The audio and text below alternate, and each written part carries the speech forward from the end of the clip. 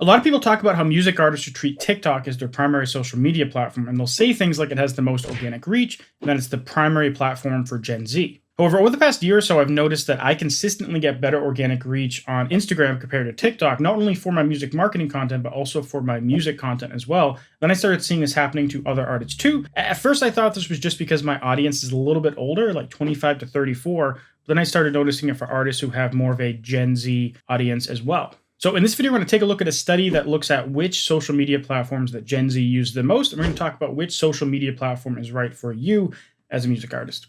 So if we take a look at my screen here, first let's talk about how they did the study. They asked 1,000 United States-based Gen Zers between the ages of 13 to 25 with an unweighted margin of error of plus or minus 3 percentage points.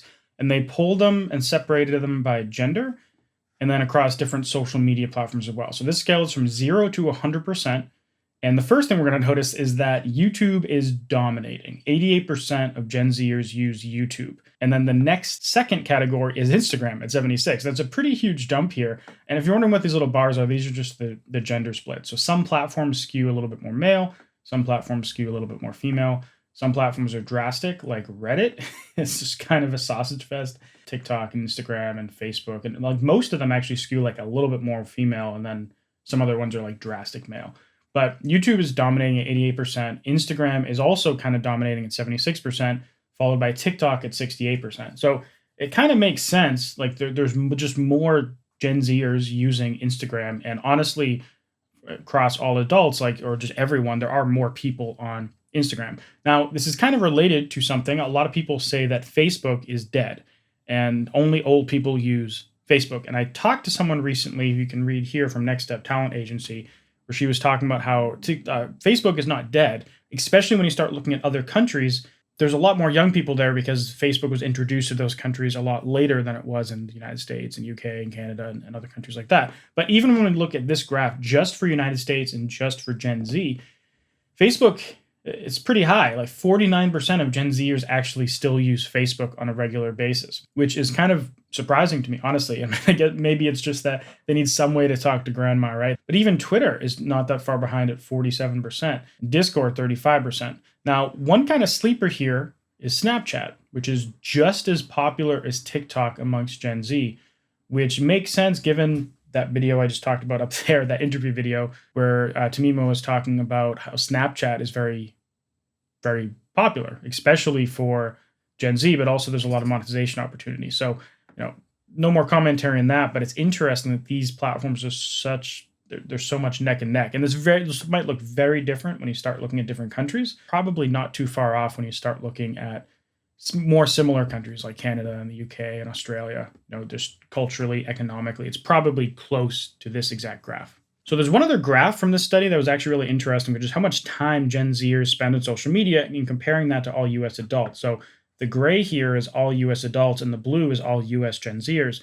And so most adults spend less than an hour a day on social media, but Gen Zers, 38% of them spend more than 4 hours a day on social media. And it also doesn't make sense. Like if you're posting a lot of social media content, there's going to be a lot of Gen Zers that see it just because they use social media so much more than every other age group. So when it comes to what social media platform you should use, this could kind of be your guide. And honestly, I think every artist should primarily be using these top three: YouTube, Instagram, and TikTok. And the big reason for that is YouTube Shorts, Instagram Reels, and TikTok have the exact same format. So you can make one video and post across all of those platforms at the same exact formatting and everything for the most part. So there's really no time investment to do all three of these. Now your full-length music videos, they're not going to go on TikTok and Instagram. So they're going to go on YouTube. But Instagram also has some more features than TikTok, right? They have regular posts, you can do pictures, and a few other platforms are more fleshed out, like stories and stuff like that, whereas TikTok does have stories, but they're kind of weird, and I've honestly never even used them. I've just seen a couple. Now, Snapchat, I think, might make sense for some people if you want to have a more curated, behind-the-scenes, like tight-knit kind of community that you can build. I think that's where Snapchat is going to make sense because you can it's normal to post so much more throughout the day, right? Like you're kind of living on stories, and they do have regular content as well that's discoverable, but that's the kind of vibe that a lot of people have told me that they get from Snapchat. It's more curated, and it's kind of like you feel like you're being taken behind the scenes through a day in the life of your artist, but every day. So, that might make sense for you as well. But I want to also mention that this really does depend on you.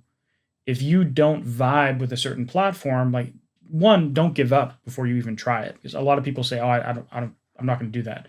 Try it, right? Spend a week and play with the platform and see what the culture is like and see what you like. But it might be the case where if you're bigger into writing and something like Facebook and Twitter and Discord and Reddit, like those are platforms you can incorporate into your strategy because they're more text-based, especially Reddit, right? But if you're comfortable being on camera and showing moments throughout your day and making good videos, then YouTube, Instagram, and TikTok, and even Snapchat are right where it's at.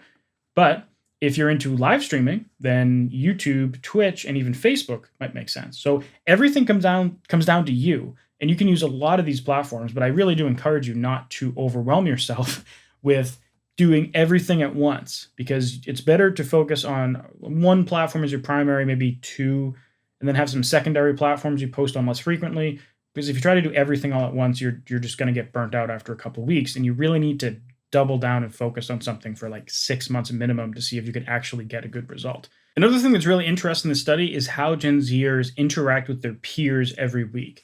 94% interact with them via text, 89 over phone calls, 88 over social media. So people are using social media DMs and probably just commenting on posts on social media just as much as they're doing phone calls. I'm not very far behind that they're texting.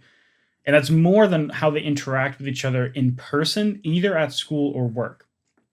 But one interesting thing here is that video games, people interact with their friends through video games more than at school or at work, right? So the Gen Zers that are at school, they interact with their friends more in video games. The ones that work significantly more over video games. So I'm not 100% sure what you could do with that information, but to me, this looks like an opportunity, right? 65% of their friends interact over video games, which means that Gen Zers are playing a lot of video games, right? Like everyone loves video games, or at least a very significant portion of the market.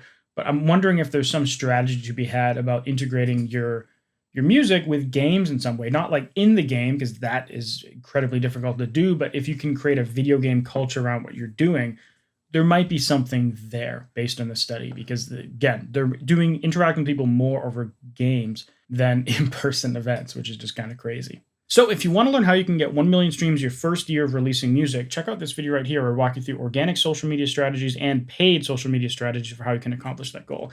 But if you prefer a much more organized course, my course is called Spotify Growth Machine, for how you can use Facebook ads, promote your music on Spotify, then check out my course right there. Anyways, thanks for watching, and I'll see you in the next video. Bye.